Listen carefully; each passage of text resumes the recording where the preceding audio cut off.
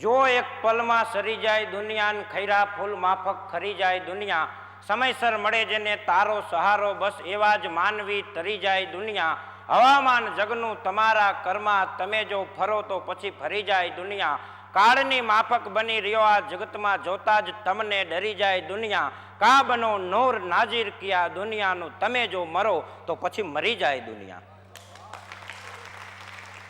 આ રામની રચના છે। રામની અજબ રચના એનો પાર માનવ શું પામે ભલે આકાશે વિમાન ઉડાવે રામની અજબ રચના એનો પાર માનવ શું પામે। ભગવાનની રચનાનો મનુષ્ય શું પાર પામી શકે? કારણ કે ભગવાને અદ્ભુત સર્જન કર્યું કે ચંદ્ર અને સૂર્ય એનું ભગવાને સર્જન કર્યું અને આ વીજળી રહી એ વૈજ્ઞાનિકોએ સંશોધન કર્યું। આપણા ઘરે મીટર હોય અને કદાચ એના 2 બિલ ન ભરી તો ત્રીજું બિલ આવે ત્યારે એમનો માણસ આવે ને છેડા કાપી જાય ને 50નો દંડ ફટકારે, પણ કોઈ દિવસ પરમાત્માએ કોઈ ઉપર એવા બિલ નથી મોકલા કે 40 રૂપિયા ચાંદાના ભરી દો 100 રૂપિયા સૂરજના, નહીતર કાલથી અમારે નથી પોહાતું, ઉગવાનું કરવું જોઈશે બંધ। એટલે કીધું કે રામની અજબ રચના એનો પાર માનવ શું પામે। અને અદ્ભુત સર્જન છે પરમાત્માનો। દાખલા તરીકે આપને પગ આપ્યા 2, હાથ, આંખું, મોઢું, નાક, કાન બધાય પાછા લેવલમાં, નકા આપણે ઘરે કડીઓ મકાન ચણતો હોય તો આપણે કહી કે એને લેવલમાં બનાવજે, લેવલ એ પરમાત્મા જ લાવ્યા છે, નકર આપને ક્યાં ખબર હતી? કદાચ 2 બાજુ સાઈડમાં એકોકી આંખું આપ્યું હોત ને પાછલી વાઈડમાં મોઢું આપ્યું હોત અને કોલર મરચા જેવું પપૈયા જેવા તોલા ઉપર નાક છોડી દીધું હોત તો આપણે બજારમાં નીકળી કેવા લાગી? અને ક્યાં કોકની ઘરે જમવા ગયા હોય અહીંયા તો આમ આંખને બટકું બતાવીને પછી પાછળ મોઢામાં ગોખલામાં ગોઠવવું પડે અને બટકા દેવાવાળાને પાછલી લાઈનમાં હાલવું પડે, કોકના હેઠા અડદિયા ડાયરના ડાઘાવાળા ખવડાવી દીધી ખબર ન પડે। અને હાસ્ય એક જીવનની માલિપા જરૂરી છે અને હાસ્ય ગમે ત્યાંથી મળી જાય, ગોતવા ન જવું પડે। પણ આ દુનિયાની કરુણતા છે। જેવી રીતે તમામ વૃક્ષો રહ્યા દુનિયાના એમાં ફળ આવે એટલે કાચા હોય ત્યારે એ કડવા હોય, કાં ખાટા હોય, કાં મીઠા તુરા હોય, પણ એ પાકે એટલે મીઠા થાય। પણ એક આ સૃષ્ટિની માલિપા એમ કહેવાય કે આ અવની માં મનુષ્ય રૂપી ફળ રહ્યું ને એની અંદર જે ફળ આવે ને એ જેમ જેમ પાકતા જાય એમ ખાટા થતા જાય।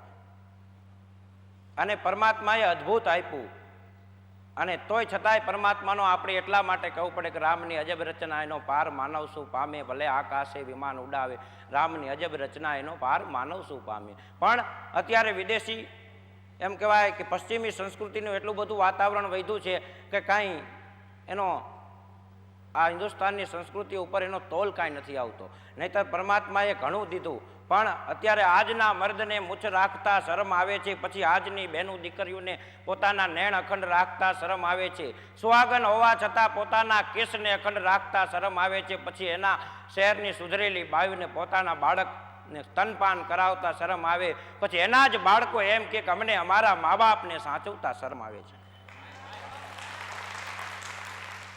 ભગવાને પુરુષોને મૂછું આપી, શું કરવા બહેનોને આપી હોત તો આપણે પૂરેપૂરો મૂછુંના આંકડિયા ચડાવીને ઘરે બેઠા ને કામેથી ઘરે જાય ને આપણે કંઈક પાણી ભરી દઈજો તો આપણે કહીએ કે આપને કે આલ્યો આ 2 દૈણા મૂકતા હોય ને 2 ફેરા નડેથી ભરતા હો। પણ પરમાત્માએ સ્ત્રીને નથી આપી, પુરુષોને આપી છે, તો આપણે નહીં તૂટીને હોરી નાખવા માંડ્યા। ભાઈ રાખોને ક્યાં ખાતર પાણી દેવા પડે છે?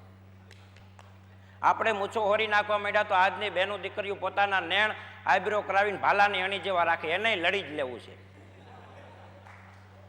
પછી મેકઅપની પથારી કરી હોય ને ખરાબ બપોરે તડકાના નીકળે તો જાણે ચૂંટણીનું જૂનું બોર્ડ નીકળ્યું એવું લાગતું હોય।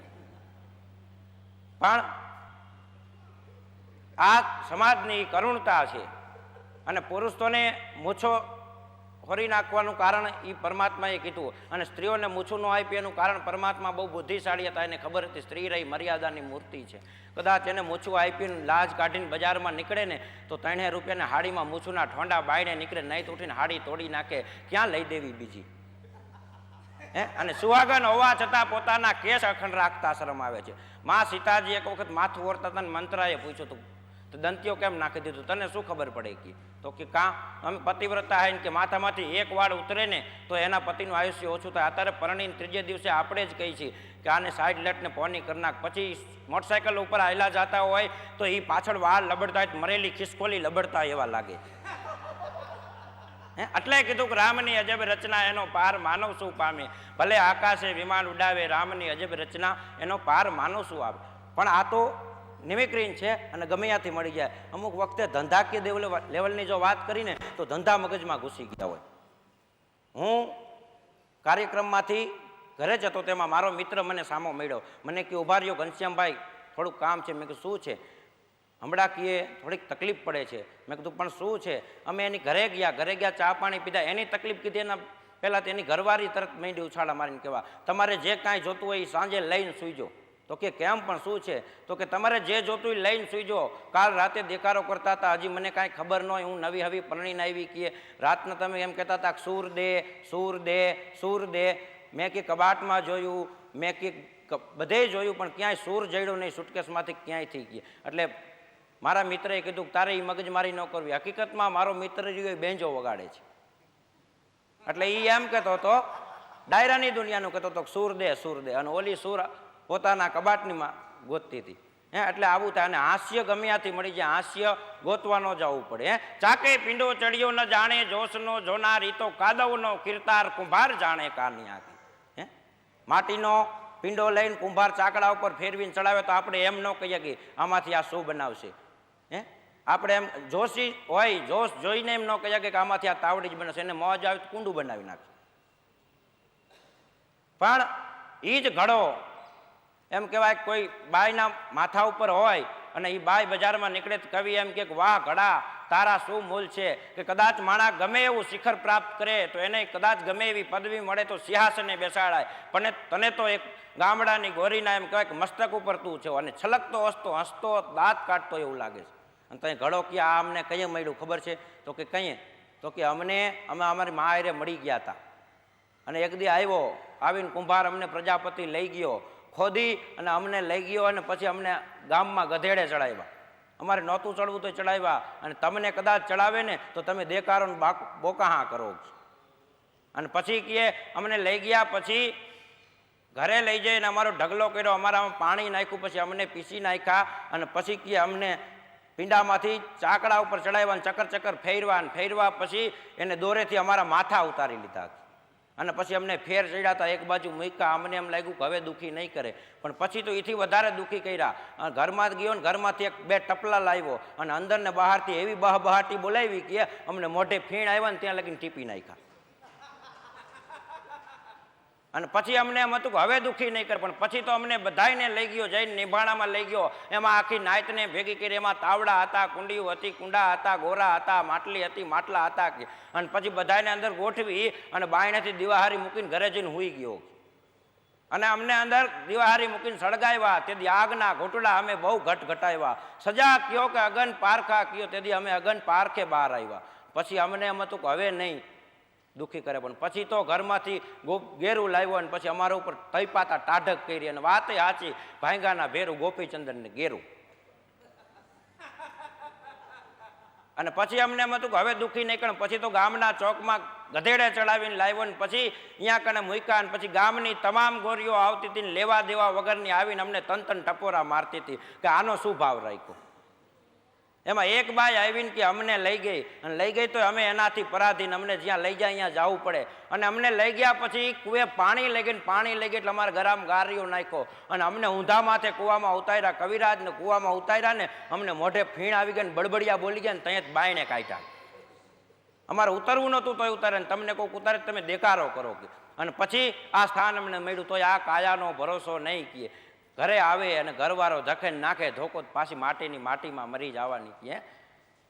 એટલે હાસ્ય એક દ્રષ્ટિ શુદ્ધ હોય, ગમે ત્યાંથી મળી જાય. હાસ્ય ગોતવા ન જવું પડે. હમણાં થોડાક દિવસ પહેલાંની જ વાત કરું. હમણાં અમારી બાજુમાં ધંધા મગજમાં ગરી જાયની વાત છે. એક ભાઈ હતા, બહુ રમવાના શોખીન છે, અને એ બેને એવા રાંદલ હતા બાજુમાં, તે રમવા ગયા હતા. તેમાં બેન 12 વાગે હારી ગયા છે, ઘર આવીને સૂઈ ગયા. એ સૂઈ ગયા પછી 3 વાગે ભાઈ ખલાસ થઈ ગયા. એટલે ભાઈ આવીને કમાર ખકડાવીને કે ખોલ. એટલે ઓલી નિંદરમાં કહે 2 ગલ્લા. ઓલો કે ખોલ, ત્રીજો બાયણે ઠરે છે. એટલે ધંધા માણસને મગજમાં ગરી જાય. પણ હાસ્ય એ ગમે ત્યાંથી મળી જાય. હાસ્ય ગોતવા ન જવું પડે. અને કુદરતની રચના રહી, એમાં દુઃખ થાય પણ સુખ સામે ચોક્કસ મળે. દાખલા તરીકે ઘોડું હોય, ગમે એટલું દુબળું હોય તો અહીંથી મોરબી જવું હોય 2 દિવસ પોગાડે.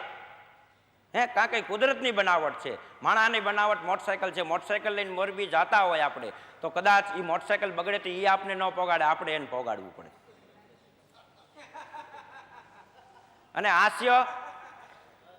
હાસ્યની માલિપા ગમે ત્યાંથી એમ કહેવાય કે દ્રષ્ટિ માણસની શુદ્ધ હોય એટલે મળી જાય, અને હાસ્ય ગોતવાનો જવું પડે. ન જાણે બીજા એમ જાણે છેતરી જાઉં છું, એવી અજબ ચાલાક આ દુનિયાનું મારે ડાપણ નથી જોતું. અને હોય જો કોઈ ઠંડીથી ઠરતા તો એના અંગને ઢાંકી દો, નકામા મૃત્યુ દેહ પાછળ ખડકાતું મારે ખાપણ નથી જોતું. અને કવિતાનો મર્મ સુણી મળે નહીં જ્યાં દાદ, ત્યાં હજારો રૂપિયા મળે તો એવી બે કદર મહેફિલનું અમારે આમંત્રણ નથી જોતું.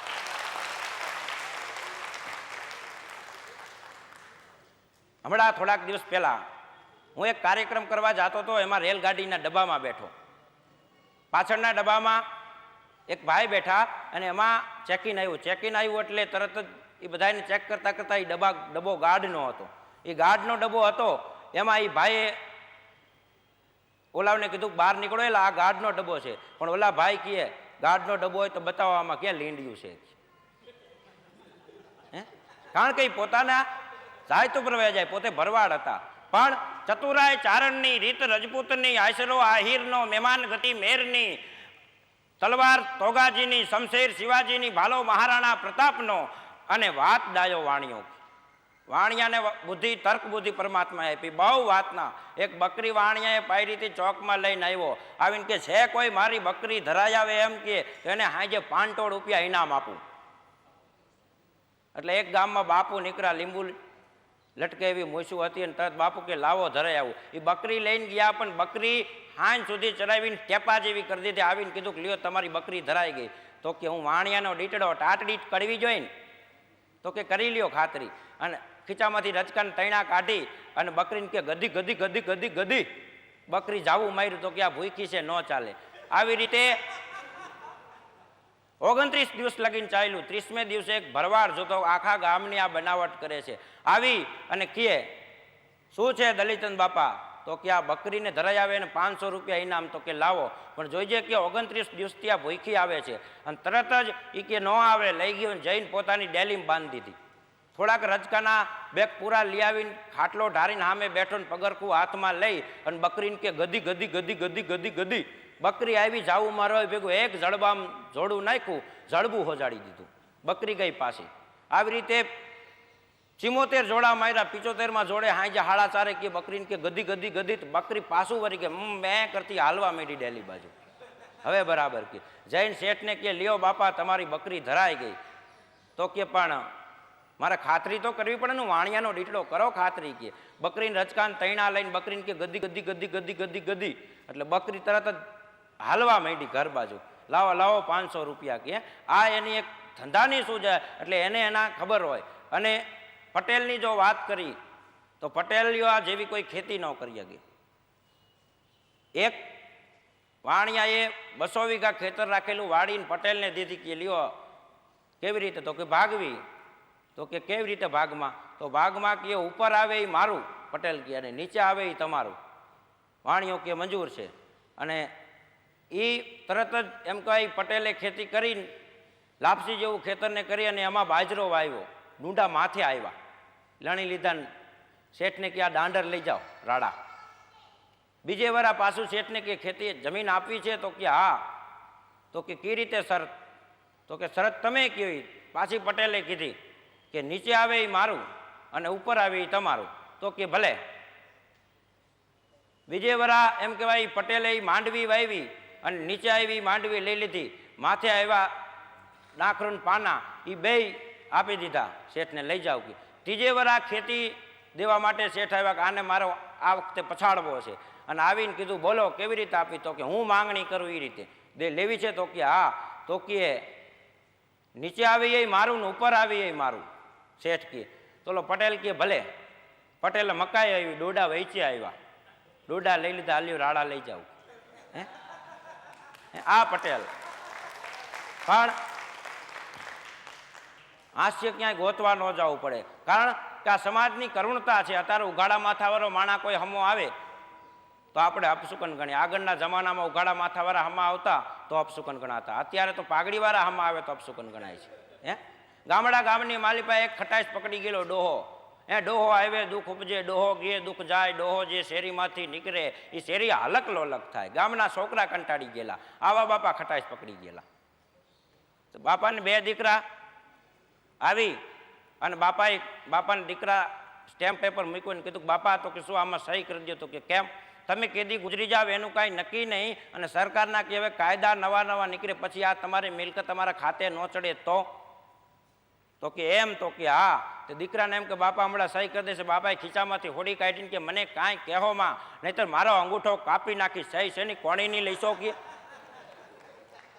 નાનકડો વાતને ગળી ગયો ને કહેવા માંડ્યો હા બાપા કાપી નાખો. મોટો કે પણ અંગૂઠો કાપશે તો સહી શેની લઈશું કે.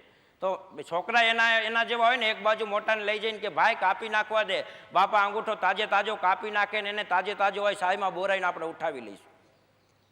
આવીને વ્યાત કરીને કે હા બાપા કાપી નાખો. હા પાડી બાપા કે કાપી નાખું. તો કે હા. તરત બાપા જેમ દુકાનવાળો હોપારીનો ચૂરો કરે એમ અંગૂઠાનો ચૂરો કરીને ફાંકી કરી ગયા.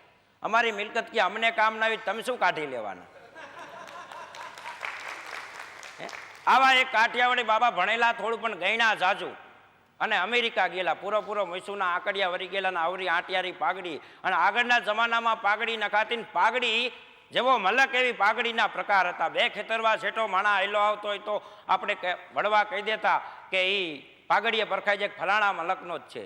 અને ગાયની ખરી જેવી વાદળી ચડી તો આપણા વડવા કહેતા છોકરાઓ હાથી છોડી નાખો, ઘરે જઈશું ત્યાં વરસાદ આવશે. 12 ગૌથી એમ કહેવાય કે વરસાદ, અને સીમાડેથી ઘોડું, અને પાધરના પનગટથી પનિયારે પાણી લઈને ગામના ચોકમાં ભેરા થાય. ત્રણેય અહીંયા ભેરા થઈ જતા. અત્યારે પાડોશીના ખેતરમાં વરસાદ થતો હોય તો ચોરિયાના હાથાને ટેકો દઈને કે એ અહીંયા ન આવે. ખબર હોય ને શું સારા કામ કર્યા છે. કૂતરાને પૈસું મારી અહીંયા વરસાદ ન આવે. એક ઘરની માલિપા 10-12 જણાનું સભ્યનું કુટુંબ, એમાં કૂતરો રોટલું લઈ ગયેલો, એમાં બધાય વાંહે જોડ્યા. તોય તાવે તો ને કોઈ સાંભળેલું ને કોઈ કોદારી ને કોઈ કોઈશ ને પાધર લગીને ગયા, પણ કૂતરું જ્યાં હાથમાં ન આવ્યું તો વડીલ બોલ્યો ઘરનો કે છોકરાઓ આવતા રહ્યો. હવે એ બાપા વાહે પૂઈન, આને પૂઈન કહેવાય. આ જો હાથમાં આવ્યો તેની ત્રીજી પેઢીને તમે સંભળાવી દે. આવા એક બાપા એમ કહેવાય પાઘડી નાખીને ગયેલા. ગોહિલ વાડની લંબગોળ વાળાને વઘરાળું આવા પાઘડીના પ્રકાર હતા કે કેટલાકે માણા ગોંડલનો હોય તો ખબર પડી જાય, જામનગરનો હોય તો ખબર પડી જાય કે ગોંડલની ઈંઢોણી, મોરબીની ચાંચ, જામનગરનો ઊભો પડો પાઘડીએ રંગ 5. બારાડી, પાટલી વાડી, બરડે ઊભા, ખોપાવાડી, ઝાલાવાડી, આંટિયારી, કારી ટીપકી વાડી, ઓખાની પણ આટિયારી, ભારે રૂબાપ વારી, ઘેરીને ગંભીર ઘેડની, જોતા જ આંખ ઠરેલી, ગીરનું ગોળ કુંડાળું, ડાબા જમણા પરખામાં એક સરખી આંટીયું મારેલી, સોરઠની સીધી સાદી, વાળાને વઘરાડું, ભરવાડને ભોજપરું, રાતા છેડે રબારી, પૂરી ખૂબી કરી પરજીએ, જાજા ગાજીલ નારી, ફકીરને લીલો કટકો, મુંજાવરને માફો, ખેડૂ વેપારીને વાણિયા વહવાયાની જાતિ, પંથકે પંથકની જ્ઞાતિ કી પાઘડીએ પરખાતી. આટલા પાઘડીના પ્રકાર હતા. આવા એક બાપા પાઘડી નાખીને અમેરિકા ગયેલા, અને પૂરો મૂછું અમેરિકા વાળાને મૂછું ન હોય. બાપાને જોઈને પરસેવો વરી ગયો એને. બાપા કે કેમ મૂંઝાણો? તો અમેરિકા વાળો કે વોટ ઇઝ ધીસ, આ શું છે એમ? તો બાપા ભણ્યા થોડું પણ ગયણા જાજુ, કોઠા હું જ. એને તરત અમેરિકા વાળાને જવાબ આપ્યો ધીસ ઇઝ આબરૂ. વોટ કે હા 1 પીસ ક્યુ મી 1000 રૂપીસ. અમારે સૌરાષ્ટ્રમાં મૂછના દોરા ઉપર 1000 રૂપિયા મળે. તો ઓલો કે તમારી જો ઇજ્જત આટલી હોય મૂછના દોરાની તો મૂછનો દોરો મારે જ હોય છે. બાપા કે $1000 થાય. ઓલા $1000 ગણીને દીધા. બાપાએ કેડિયાના ખિસ્સામાં નાખ્યા ને મેં જે પાઘડીનો પ્રકાર કીધો એવી પાઘડી માથામાંથી ઉતારીને એક વાળ ખેંચીને આપ્યો. તો ઓલો પાછો પરસ્યો વળી ગયો. બાપા મેં તો તમારા મૂછના વાળનું કીધું હતું. તો બાપાએ કીધું ધીસ ઇઝ માય શોરૂમ ને ધીસ ઇઝ માય ગોડાઉન. કોડા શોરૂમનો માલ વેચવાનો ન હોય, એ તો બતાવવાનો હોય. અહીંયાથી $1000 લઈને આવતા રહ્યા. તેદુની જમાવટ કરી ગયા છે. પણ હાસ્યની માલિપા, હાસ્ય ગમે ત્યાંથી મળી જાય ને પરમાત્માએ ઘણું આપ્યું છે. નકર પરમાત્માએ જીભ આપી, અને સ્વાદની નકર ક્યાં ખબર પડે? પરમાત્માએ જો જીભ ન આપી હોત તો કોઈ મહેમાન આપણી ઘરે આવે અને મહેમાનોને જમવા બેહારી તો દાબેલી બ્રેડ ખવડાવી, સિલીફરના બટકા ખવડાવી, બે બરોબર લાગે. ખોરના ડગરા ખવડાવી, ગોળ ખવડાવી, બે બરોબર લાગે. પણ મહેમાનોને માન ખવડાવીને ખાય, ભેદું કવિ મેકરણ ભણે, ત્યાં મારો ઠાકર રાજી થાય. પણ મહેમાને એવા આવવા છે. એક દી મહેમાન, બીજે દી મહિન, ત્રીજે દી નહીં. આનું નામ મહેમાન કહેવાય. 8-8 દી લગીને ધામા નાખે ને મહેમાન ન કહેવાય, એને માવઠા કહેવાય. અને માવઠા માટે કોઈ રામધૂન બેહારી એવું કોઈ દિવસ બન્યું નથી. વરસાદ માટે બોલાવે. અને મહેમાન કહેવાય કે વરસાદ આમ આવે ને આમ વહી જાય. એક ભાઈની ઘરે મહેમાન આવ્યા હતા, તે મહેમાનને મૂકવા ભાઈ ગયા હતા. એ બે મહેમાન અને ભાઈ રેલવે સ્ટેશનમાં ઊભા હતા. એમાં ગાડીએ વિસલ કરી એટલે એક ભાઈએ કીધું તમારે જવું હોય તો ગાડી ઉપડવાની છે. અને ત્રણેય વાતો કરતા એમાં બરોબર ગાડી ઉપડી. એમાં ત્રણેય ધોયડા એમાં એક ચડી ગયો ને બે રહી ગયા. જે બે રહી ગયા ને દાંત કાઢીને ઢગલો થઈ ગયા. એટલે એક ભાઈએ આવીને કીધું કે તમે કેમ દાંત કાઢો છો? તઈએ કીધું કે જે મૂકવા આવ્યો તો એ ચડી ગયો. નમસ્કાર.